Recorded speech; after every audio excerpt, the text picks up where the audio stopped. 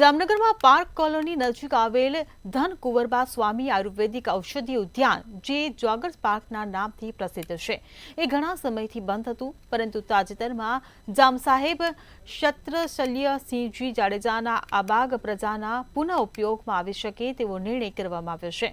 તંત્ર દ્વારા આબાગને નવા રંગરૂપ આપી ઔષધીય વૃક્ષો વાવવામાં આવ્યા છે।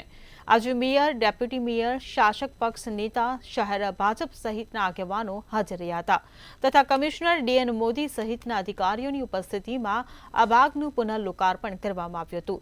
માજી રાજવીના પ્રતિનિધિ તરીકે નરેન્દ્રસિંહ જાડેજા પણ ઉપસ્થિત રહ્યા હતા।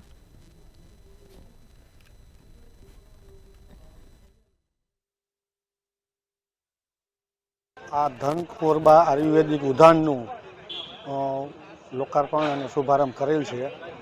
તેમાં 1200થી વધુ આયુર્વેદિક વૃક્ષો અત્યારે વાવવામાં આવેલ છે અને પહેલાં 250 વૃક્ષો હતા। આ આયુર્વેદિક વૃક્ષોમાં અનેક પ્રકારની ઔષધિવાળા વૃક્ષો અહીંયા વાવેલા છે અને અહીંની પ્રજા માટે, જામનગરની પ્રજા માટે આ ઉદ્યાન આજરોજ ખુલ્લો મૂકવામાં આવ્યો છે।